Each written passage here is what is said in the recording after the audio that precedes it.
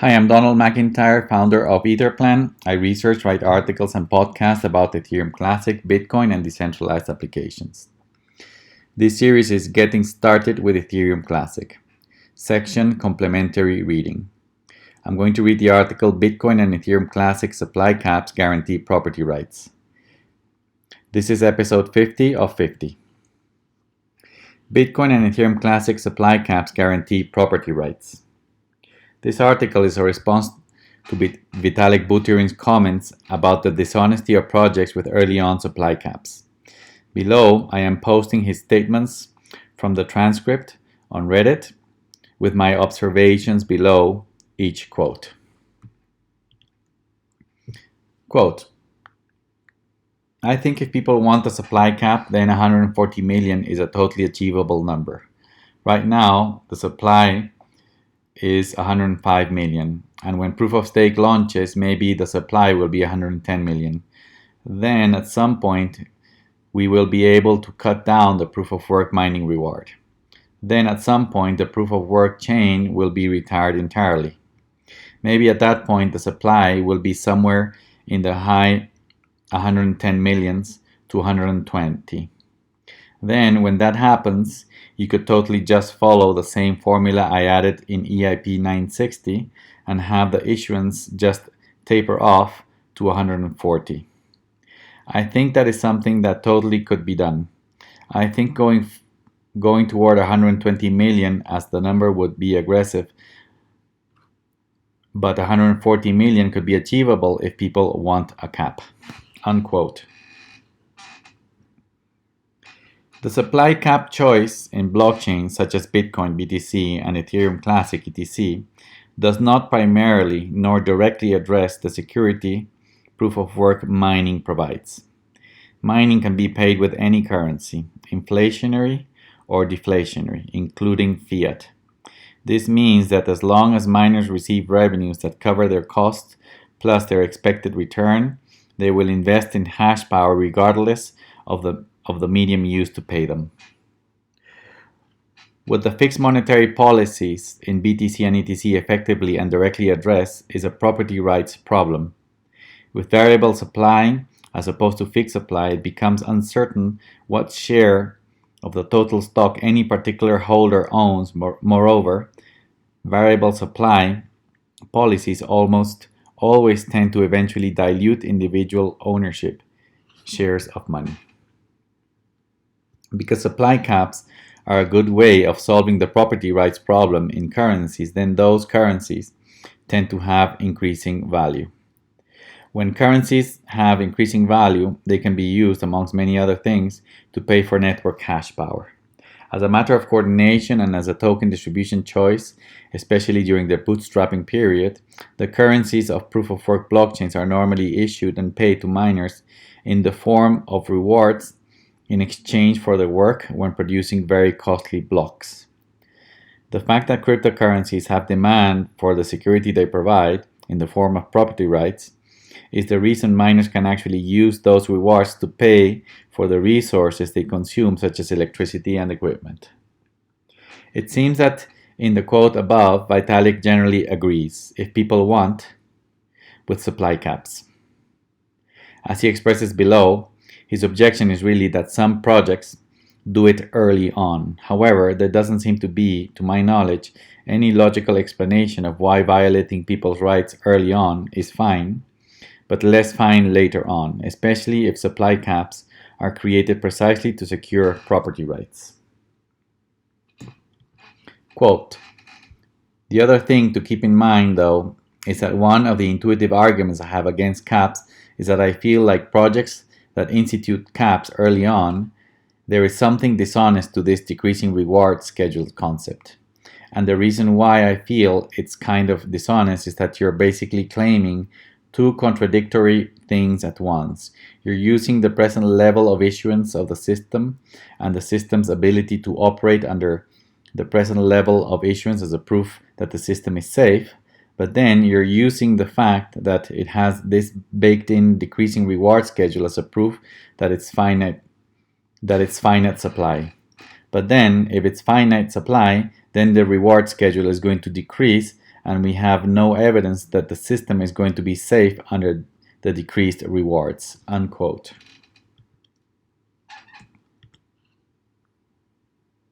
As I wrote above, supply caps accomplish the goal of securing property rights. Therefore, they are totally consistent with their purpose.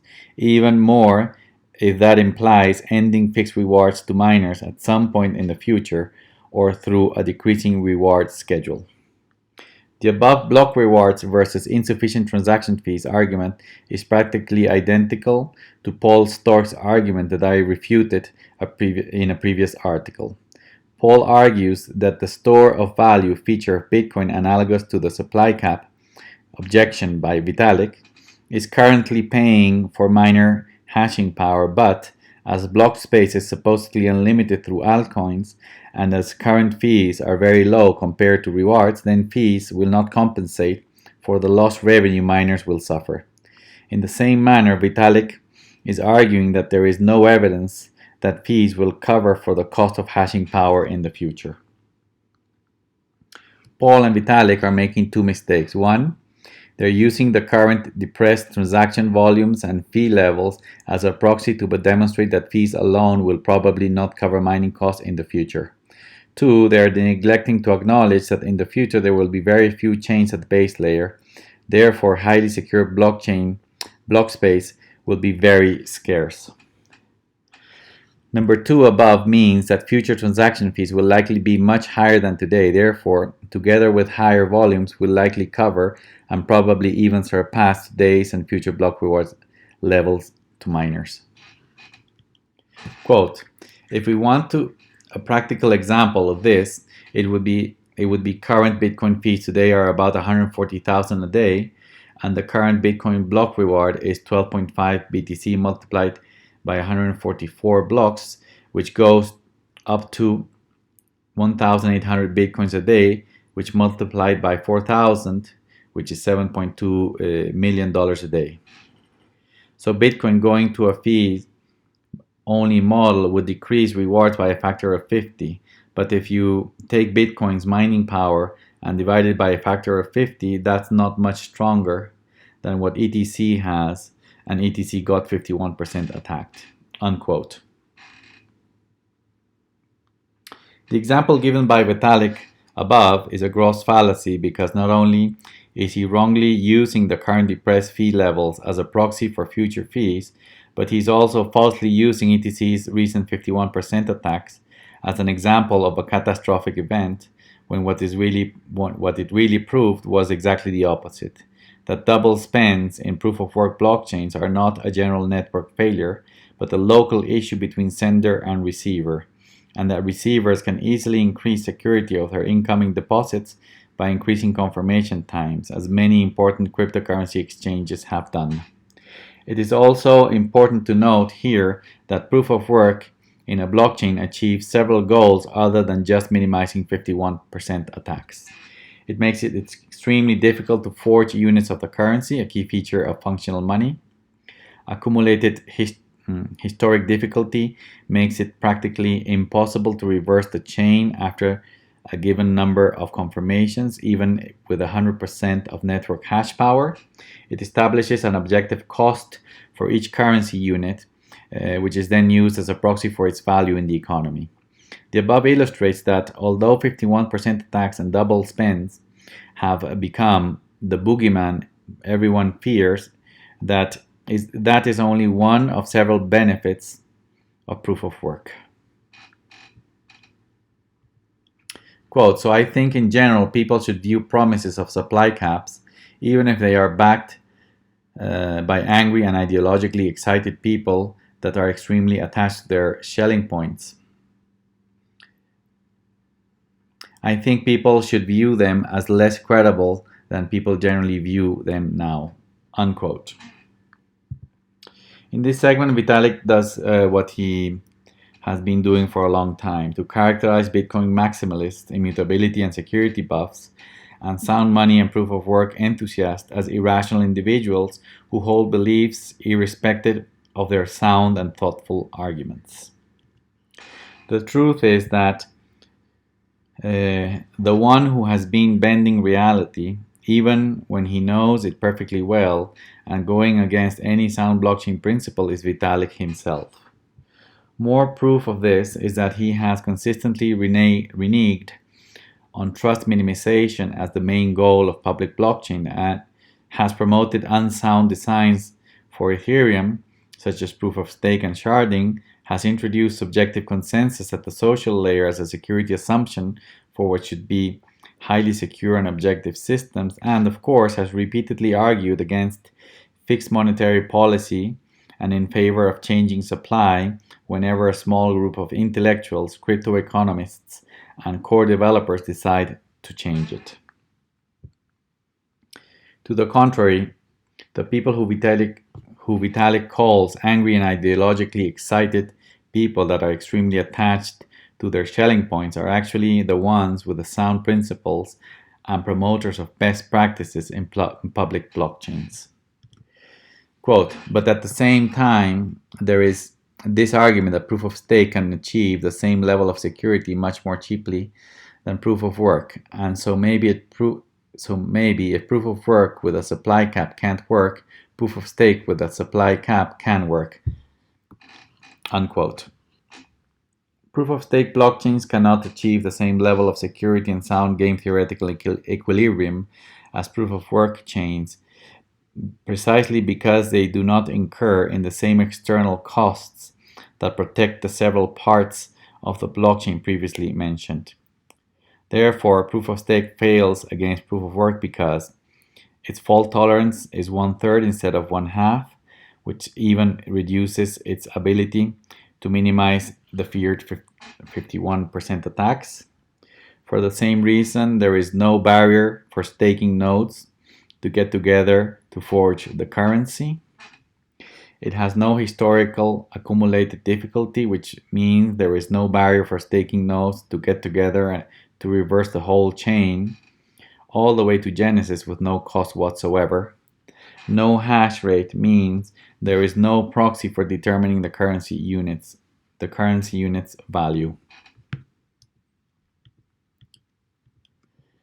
Quote, conclusion, quote, and if he wants to do the number on that, Ethereum's current transaction fees per day are something like, I think, 500 Ether. So if you take 500 Ether multiplied by 365 days a year, you get 180,000 Ether every year. And 180,000 Ether every year basically means like the equivalent of 0.15% annual issuance. 0.15% annual issuance with 10% of the staking, that means 10% of the staking can get 1.5% annual reward. So it's definitely not out of the question, but it's an unproven hypothesis that 10% of ETH stakers will be willing to stake in exchange for 1.5% annual reward. So we'll see. I think it's almost counterproductive to argue about this too much before we have clearer numbers of how many proof of stake participants are willing to participate. Then after we have those numbers, things will get a lot more interesting, unquote. In the above example, although referring to proof of stake, Vitalik is still making the mistake of using the current fee levels as a proxy for future fees, when in the future it is very likely that block space supplies will be very limited at the base layer, transaction volumes will be higher, and therefore fees will be much higher. However, the relevance of Vitalik's comments in this last segment is that the "we'll see" attitude is an open door for arbitrary behavior that Ethereum developers have shown in the past. For example, the DAO reversal, an irresponsible difficulty bomb to force the ecosystem to hard fork, the plans to move from proof of work to proof of stake with no scientific arguments whatsoever, to fragment the blockchain when maximal replication is one of the key, if not the most important security assumption in a blockchain, and the main point of this article frequently changing